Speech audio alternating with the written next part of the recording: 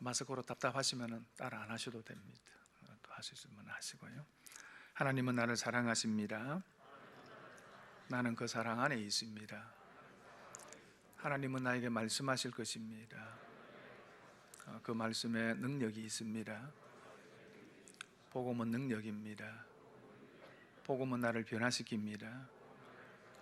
복음은 나를 성숙하게 합니다. 나의 마음을 하나님께 열겠습니다.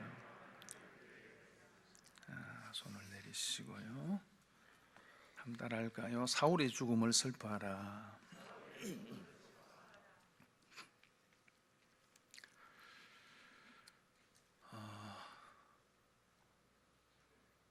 참 난리죠. 예.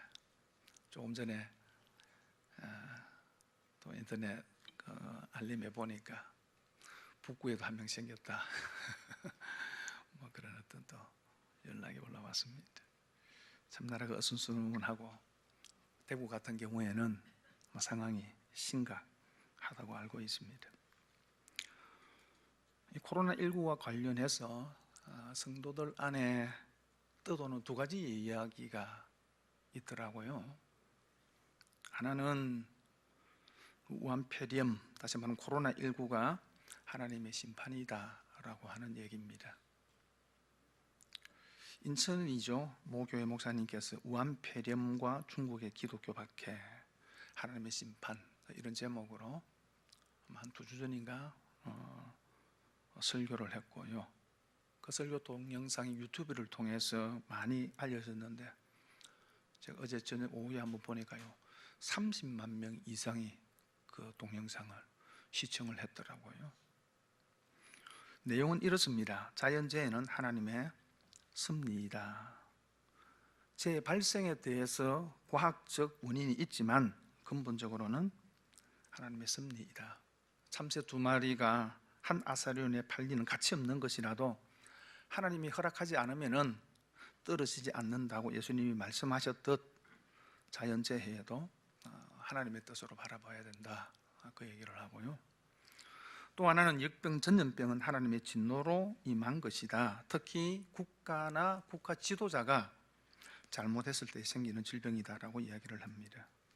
다윗이 교만함으로 군대의 숫자를 헤아림으로 인하여서 하나님께서 주신 징계가 전염병이지요. 자, 그 예를 들면서 세상에 일어나는 모든 집단적 전염병은 하나님의 심판이다라고 그렇게 이야기를 합니다. 그 세 번째 이야기하는 것이 중국교회 기독교 박해입니다. 중국에서 선교하는 선교사의 소식을 인용하면서 중국의 기독교 상황, 특별히 교회를 박해하는 상황을 이렇게 설명을 하고 있습니다.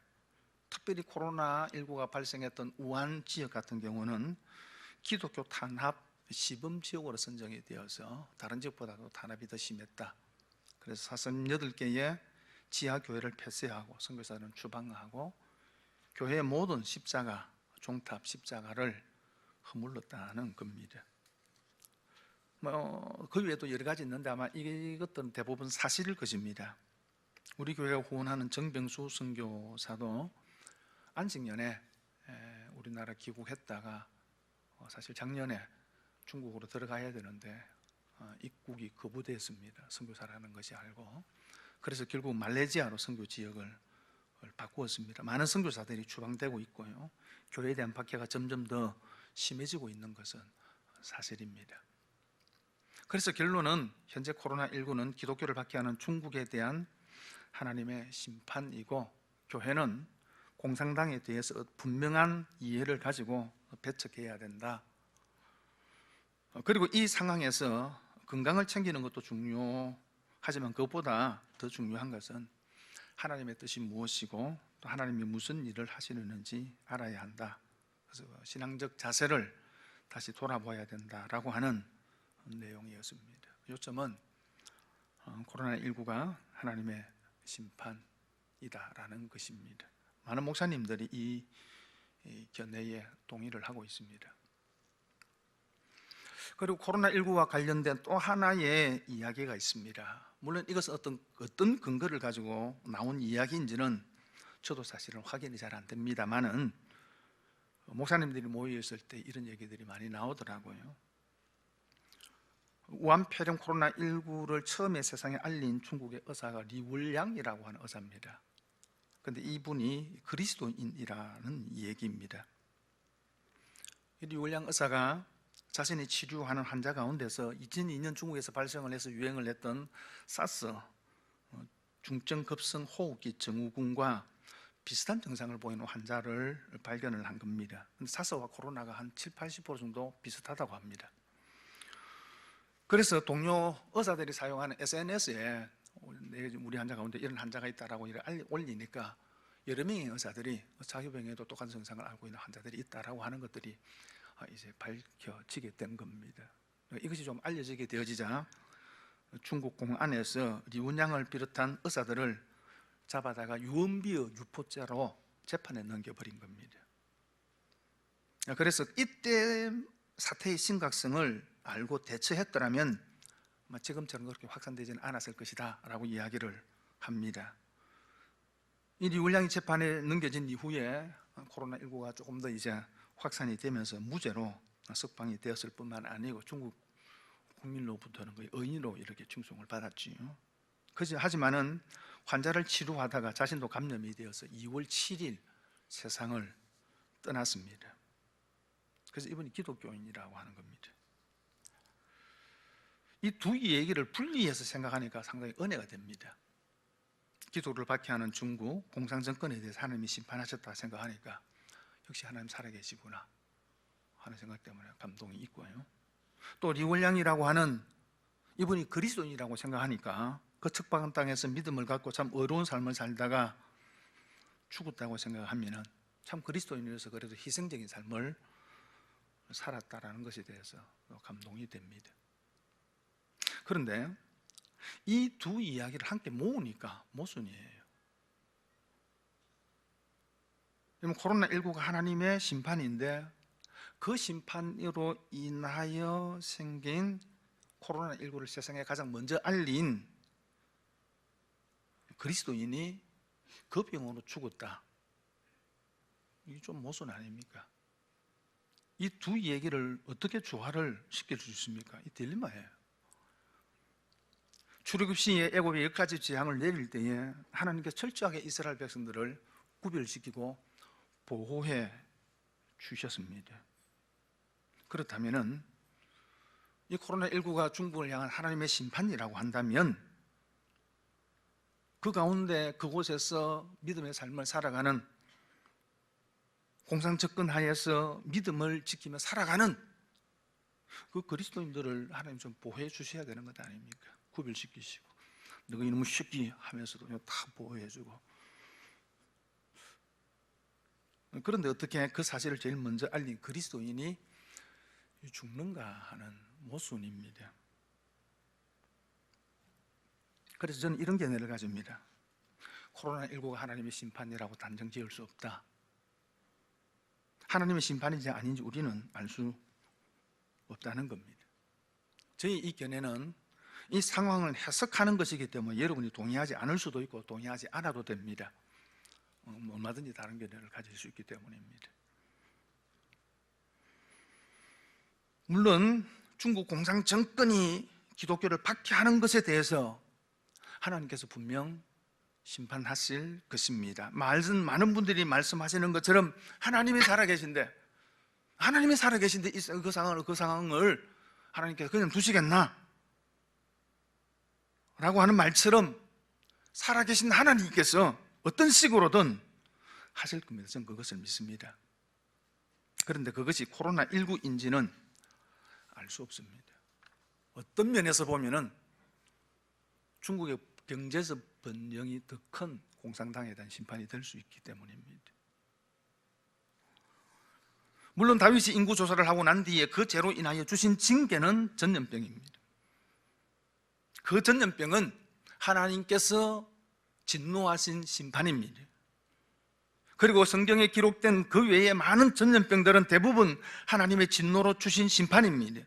그렇다고 해서 성경이 기록된 이후에 현대에 이렇게까지 생겨난 그리고 앞으로 생겨날 모든 전염병이 하나님의 심판이다, 그렇게 말할 수는 없습니다. 여러분, 전염병이 하나님의 심판이라고 하는 말은 하나님께서 전염병을 생겨나게 하시고 일으키시고 그것을 통해서 심판하셨다는 겁니다. 모든 것을 하나님이 하셨다는 말이에요. 그 근거로 사용되는 말씀이 마태복음 10장 29절 말씀입니다. 참새 두 마리가 한 아사리온에 팔리지 않느냐? 그러나 너희 아버지께서 허락하지 아니하시면 그 하나도 땅에 떨어지지 아니하리라. 한 아사리온은 노동자 하루 품삯인 한 데나리온의 16분의 1 가치밖에 되지 않는 금액의 돈입니다. 적은 금액입니다. 하찮은 짐승이라도 하나님이 허락하지 않으면 떨어지지 않는다는 겁니다. 그러니 전염병도 그냥 생긴 것이 아니라는 거죠. 하나님이 하셨다는 겁니다. 결국은 재앙이나 불행의 원인이 하나님이라는 거죠. 저는 하나님이 살아계심을 믿습니다. 믿어주세요. 심판하시는 하나님을 믿습니다. 그렇다고 해서 이 세상의 모든 집단적 전염병이 하나님의 심판이고 인간이 당하는 모든 불행이 하나님의 심판이다라고 하는 말에는 동의할 수 없습니다. 요한 6장에 보면은 예수님과 제자들이 길을 가다 한 시각장애인을 만나게 되어집니다. 그때 제자들이 묻습니다. 예수님, 이 사람이 맹인으로 태어난 것이 누구의 죄 때문입니까? 자기의 죄 때문입니까? 부모의 죄 때문입니까? 인간의 불행과 치명적인 질병의 원인이 죄에 있다고 생각하는 유대인의 생각을 가지고 제자들이 질문한 겁니다. 그래서 이 사람의 병이 하나님의 심판이라는 거죠. 그때 예수님께서 뭐라고 대답을 하십니까? 요한복음 9장 3절에 이렇게 말씀을 하십니다. 예수께서 말씀하시되 이 사람이나 그 부모의 죄로 인한 것이 아니라 그에게서 하나님이 하시는 일을 나타내고자 하심이니라. 여러분, 앞을 보지 못한 채 태어난 것이 누구의 죄 때문이 아니라는 것입니다. 죄에 대한 하나님의 심판이 아니라는 겁니다. 물론 성경은 왜 이 사람이 그런 불행을 가지고 태어났는지 그 이유에 대해서는 성경이 말씀하고 있지 않습니다. 하지만 분명한 것은 그것을 통해서 하나님이 하실 일이 있다는 것입니다. 앞을 보지 못한 채 태어난 불행은 있지만은 하나님께서 섭리하셔서 그 일을 통해서 하나님의 하실 일을 이루실 것이라는 것입니다. 고통과 불행의 원인이 하나님께 있다는 것이 아니라 왜 그 사람이 그런 불행을 가지고 태어났는지는 이유는 알 수 없지만, 그러나 분명한 것은 그 주어진 고통에 하나님이 개입하셔서 하나님이 섭리의 도구로 그것을 사용하신다는 겁니다. 코로나19도 마찬가지입니다. 하나님의 심판인지 아닌지는 어느 누구도 알 수 없습니다. 그러나 분명한 것은 그것을 통해서 하나님이 하실 일은 있다는 거죠. 하나님의 섭리는 있습니다. 그것을 믿습니다. 저는. 그러면은 이 상황을 어떻게 받아들여야 할까라는 것입니다. 첫째는 하나님의 경고입니다. 여러분, 어떤 재앙에 대해서 하나님의 심판이라고 말해버리면 그 모든 책임이 누구에게 돌아갑니까? 하나님에게로 돌아갑니다. 여러분, 자연재해가 하나님의 심판이라고 말해버리면 모든 책임은 하나님께로 돌아갑니다. 여러분, 그런데 우리가 많은 자연재해를 겪을 때마다 나오는 말이 뭐예요? 인재라는 말이지요. 사람의 잘못이라는 말입니다. 그런데 하나님의 심판이라고 말해버리면 인간의 모든 책임은 덮어집니다. 사실은 이 말은 좀 조심스럽게 해야 될 말이에요. 그런데 여러분, 하나님의 허용이라는 것이 있습니다.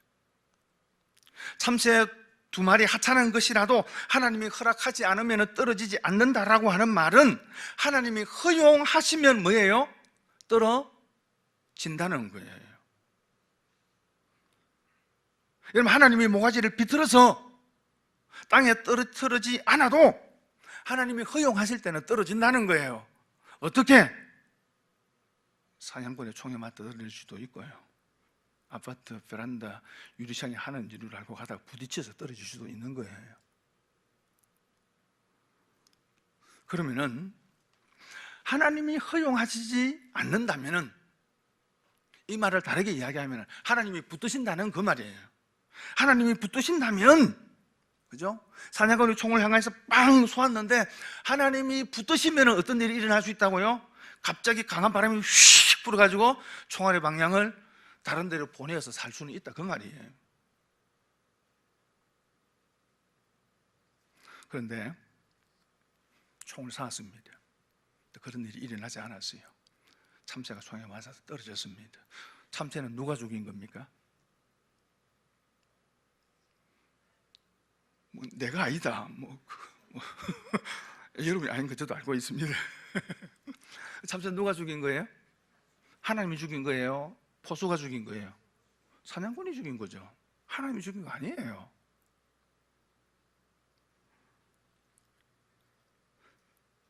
그런데 그럼에도 불구하고 하나님께서 만약에 허용을 하셨다면 하나님이 그 속에 개입을 하셨어요. 바람을 불어가지고 뭐 한다든지 등등. 만약 그렇다면 그게 뭐가 있다고요? 하나님의 뜻이 있다는 거죠. 그 뜻이 뭡니까? 우리를 향한 하나님의 경고입니다. 여러분, 코로나19 원인은 누구에게 있습니까? 이 원인이 누구에게, 왜 이런 일이 일어난 거예요? 원인이 누구에게 있는 거예요? 인간에게 있는 거예요. 여러분, 이 코로나 바이러스는 박쥐를 숙주로 해서 생겨난 바이러스예요. 박쥐 몸에 기생하는 바이러스예요. 그래서 우리나라 박쥐들을 잡아가 조사를 해보니까 우리나라 박쥐들에게도 동일하게 코로나19가 발견이 되어졌어요. 그러면은 이 코로나19인 박쥐에 있는 이 바이러스 어떻게 인간에게 옮겨갔는가? 두 가지 이유를 지금 언론에서는 이야기합니다. 하나는 박쥐에 있는 코로나 바이러스가 천상갑이라고 하는 다른 포유류 동물로 옮겨갔다가 이 천상갑을 중국 사람들이 약재로 많이 사용한대요. 그래서 이 약재나 이 천상갑을 통해서 인간이 감염되었을 것이다라고 하는 견해가 하나 있고요. 그리고 또 하나는 중국 우한에 중국의 질병연구소가 있답니다. 이 질병연구소에서 많은 박쥐들을 잡아서 질병 연구를 했는데 이 박쥐들을 연구하고 난 이후 처리를 잘못해가지고 결국 이것이 인간을 감염시켰다라고 하는 것이 크게 대표적인 주장이에요. 뭐 그 외에도 뭐 중국이 의도적으로 퍼뜨렸다는 등등 온갖 음모설들도 많이 있습니다만은 뭐 대체적으로 그런 거예요. 결국 분명한 것은 인간의 실수나 잘못으로 감염되어진 겁니다. 그런데 하나님께서 막지 않고 하나님께서 허용하셨다면은 하나님 이를 통해서 우리를 향하여 경고하시는 것이 있다는 거죠. 먼저는 중국은 공산국가죠.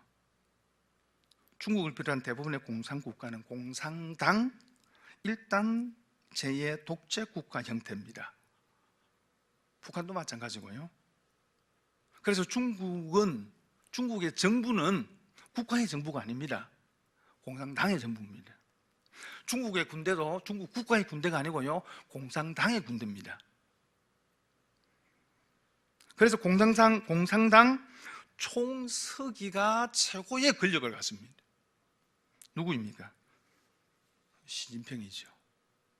최근에는 법을 고쳐서, 임기전대 법을 고쳐서 1인 종신 지배가 가능하도록 법을 바꾸어 버렸습니다. 그래서 시진핑을 부르는 별명이 하나 있습니다. 뭡니까? 시황제입니다. 그만큼 절대 권력을 그가 가지고 있죠. 여러분, 공산국가는 독재국가입니다. 독재국가가 갖는 폐해가 뭡니까? 폐쇄성입니다. 그리고 또 하나는 자유에 대한 억압이죠. 이번 코로나19를 통해서 중국의 폐쇄성과 억압이 그대로 드러났고, 그래서 지금 시진핑의 리더십이 위협받고 있다라고 하는 얘기들이 들려옵니다. 하나님의 경고이죠. 시진핑과 중국 공산정권이 이 하나님의 경고를 좀 눈치챘으면 좋겠는데 눈치는 좀 못 채고 있는 것 같습니다. 그리고 또 하나는 현대 인간 사회에 대한 경고입니다. 현대는 과학 문명이 발전함에 따라서 인간의 힘으로 모든 것을 할 수 있다는 교만에 빠져 있죠. AI 등 4차 산업혁명의 발전으로 인해서 하나님의 영역을 침범하려 하고 있습니다. 그리고 질병 연구들을 통해서 인간의 모든 질병을 고칠 수 있다라고 하는 교만에 빠져 있습니다. 근데 인간이 얼마나 약합니까? 동물에게서 감염되어진 작은 바이러스 앞에 온 지구촌이 지금 불안에 떨고 있고 들썩이고 있습니다. 물론 시간이 지나면은 치료 백신은 개발이 될 것입니다. 하지만 또 다른 바이러스가 생겨서 인간을 공격할 것입니다. 많은 자연재해는 결국은 인간의 욕심과 욕망이 만들어낸 결과예요. 그래서 우리가 인재라고 부릅니다. 코로나19도 마찬가지일 것입니다. 인간의 욕심과 욕망, 교만이 만들어낸 결과입니다. 하나님은 그 결과를 통해서 우리 인간들에게 지금 경고하시는 겁니다. 겸손하라는 겁니다. 인간이 별것 아니라는 거죠. 하나님이 인정하고 살아라는 겁니다. 그리고 또 한 가지, 이를 통해서 하나님께서 우리에게 말씀하시는 것은 우리의 죄를 회개해야 합니다. 여러분, 코로나19가 중국에서 시작되어 확산이 되었고 그것이 우리나라에까지 와서 지금 점점 확산되고 있습니다. 여러분, 중국을 욕하고 책임을 돌릴 수 있지만, 하지만 이를 통해서 하나님께서 우리에게, 한국 교회에 주시는 메시지가 있는 거예요. 뭡니까? 회개하라는 거죠. 여러분, 중국에 대한 하나님의 심판이라고 하면은 거기에 우리가 할 일은 아무것도 없습니다. 우리가 책임져야 될 일은 아무것도 없습니다. 그래서 구경하고 고소하다고 박수 치면 되는 거예요. 그런데 하나님은 이 문제를 중국의 문제로 보지 않고 우리의 문제로 보라는 것입니다. 우리 자신의 문제로 보라는 거예요.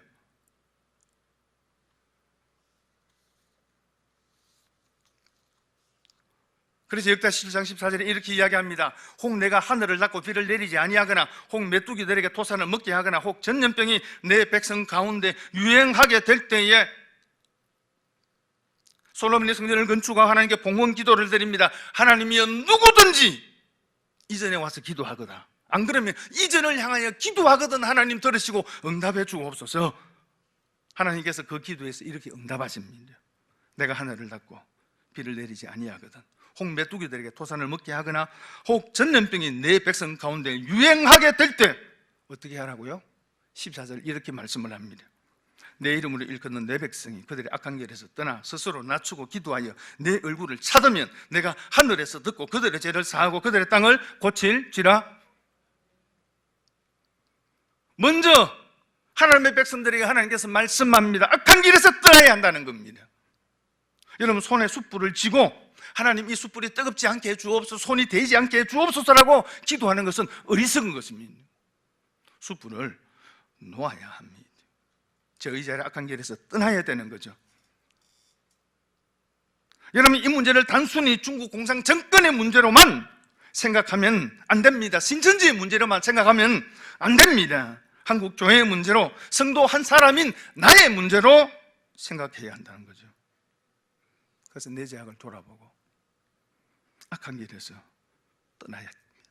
하나님께서 원치 않는 길을 걸어가고 있다면 그 길에서 돌이켜야 합니다. 그리고 스스로 낮추고 기도해야 됩니다. 겸손이 뭡니까? 하나님 앞에서 나의 부족과 연약을 깨닫고 인정하는 것입니다. 우리는 겸손한 만큼 하나님을 간절히 찾게 됩니다. 그리고 하나님의 얼굴을 찾아야 합니다. 하나님의 얼굴을 찾는 것이 무엇입니까? 힘들고 어려운 일이 생기면 사람을 찾아가서 부탁하는데 그 사람이 피합니다. 만나주지 않습니다. 그럼에도 그 사람밖에 해결 방법이 없으면 찾아가고 또 찾아가는 겁니다. 이것이 하나님의 얼굴을 구하는 겁니다. 하나님밖에 없기에 하나님의 도움을 구하는 겁니다. 이렇게 악한 길에서 떠나고 겸손하게 하나님을 구하면, 도움을 구하면 하나님이 듣고 그들의 죄를 사할 뿐만 아니라 그들의 땅을 고쳐주신다 말씀하십니다. 이것이 지금 우리가 해야 될 일입니다. 그리고 또 한 가지는 긍휼의 마음을 가져야 됩니다. 오늘 말씀은 사울과 요나단의 죽음에 대해서 슬퍼하는 다윗의 모습을 말하고 있습니다. 블레셋과의 전쟁에서 사울이 죽었습니다. 이스라엘 왕으로서 자신이 가지고 있는 힘과 권력을 다윗 한 사람을 죽이는 일에 온탕 소비했던 참 어리석은 왕입니다. 그 왕이 죽었습니다. 사울의 죽음으로 다윗의 고난이 끝이 납니다. 도망자의 삶이 끝이 납니다. 그리고 다윗의 시대가 열렸습니다. 다윗에게는 얼마나 기쁜 일입니까? 그리고 사울의 죽음은 하나님의 심판적인 측면이 있습니다. 그런데 다윗은 오히려 슬퍼합니다. 사무엘 1장 11절과 12절에 이에 다윗이 자기 옷을 잡아 찢으며 함께 있는 모든 사람도 그러하고 죽음으로 말미암아 저녁때까지 슬퍼하여 울며 금식하니라. 사울의 죽음의 소식을 들을 때 옷을 찢으면서 저녁때까지 슬퍼하고 울며 금식했습니다. 그리고 오늘 본문에는 그 사울을 위해서 노래를 지어서 애가를 지어서 사울의 죽음, 요나단과 사울의 죽음을 애도하고 있습니다. 그리고 뿐만 아니라 백성들에게도 그 노래를 가르쳐서 함께 슬퍼하게 합니다. 이 내용을 보면 사울과 요나단을 이스라엘의 영웅이라고, 두 용사라고 높이고 있습니다. 그리고 적국인 블레셋에게는 이 소식이 전해져서 그들을 기뻐하지 않게 하라, 오히려 그래서 그걸 통해서 사울의 죽음이 부끄러움이 되지 않게 하라고 이야기를 합니다. 뿐만 아니라 사울과 요나단이 생전에 사랑스럽고 아름다운 자였다라고 노래합니다. 이런 다윗의 태도에 대해서 어떤 성경학자들은 이것은 정치적인 행동이다 라고 폄하합니다. 아무리 정적이고 원수이지만은 죽었다고 좋아하면은 너무 속 보이는 거 아니냐라는 거죠. 표정 관리하는 거다라고 이야기를 합니다. 여러분, 이런 해석을 하는 이유가 뭡니까? 세상의 정치가 그러하기 때문입니다. 정권을 잡으면 정적을 제거하거나 정치 보복을 합니다. 아니면 전 정권을 깔아내리죠. 그러면서 그럴듯한 이유를 갖다 붙입니다. 다윗도 그런 사람이라는 거죠. 아말렉 전인이 왜 자신이 사울을 죽이지 않았음에도 불구하고 자신이 사울을 죽였다고 거짓말합니까? 사울이 죽었다는 소식이 다윗에게 전해주면은 다윗이 그 소식을 듣고 기뻐할 것이고, 뿐만 아니라 자기가 사울을 죽였다 그러면 큰 상을 줄 것으로 생각했기 때문입니다. 그런데 다윗이 그런 사람이 아니었습니다. 오히려 사울의 죽음을 슬퍼하는 사람이었습니다. 다윗이 어떻게 그럴 수 있을까요? 원수 같은 사울이 죽었는데 기뻐하기보다는 어떻게 슬퍼할 수 있습니까? 다윗은 하나님의 함께 하심을 확신했고 늘 경험하며 살았기 때문입니다. 그러니 사울의 죽음이 자신의 인생에 미치는 큰 사건이 아니라는 겁니다. 사울이 자기를 괴롭힌다고 해서 내 인생이 망할 인생 되는 것도 아니고, 사울이 죽었다고 해서 이제 내 인생이 활짝 풀리는 것도 아니라는 것입니다. 중요한 것은 하나님이 나와 함께 하신다는 사실이라는 거죠. 여러분, 그러니 사울의 죽음에 기뻐하기보다는 오히려 슬퍼한 겁니다.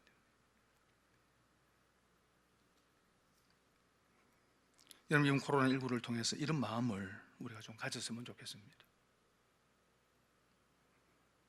고통을 당하고 있는 중국 사람들, 공산정권 하에서 치료도 제대로 받지 못한 채 고통당하고 죽어가는 사람들에 대해서 긍휼의 마음을 가졌으면 좋겠습니다.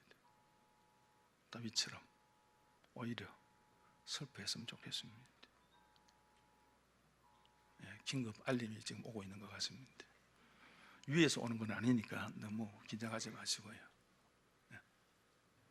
무슨 얘기 했습니까?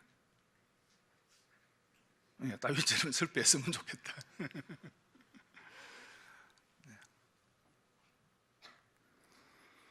여러분, 우리가 신천지 사람들에 대해서도 마찬가지입니다. 감염의 위험, 또 실질적으로는 교회 안에 또 참여해 있는 신천지 사람들에 의해서 대구 같은 경우는, 대구 성동교회는 사실 그것 때문에 지금 폐쇄가 되었습니다. 그래서 오지 마라 라고 서붙여 놓았지만은 좀 불쌍히 여기는 마음을 가졌으면 좋겠습니다. 그분들이 이번 기회를 통해서 신천지의 실상을 알고 다시 온전한 신앙으로 돌아왔으면 좋겠습니다.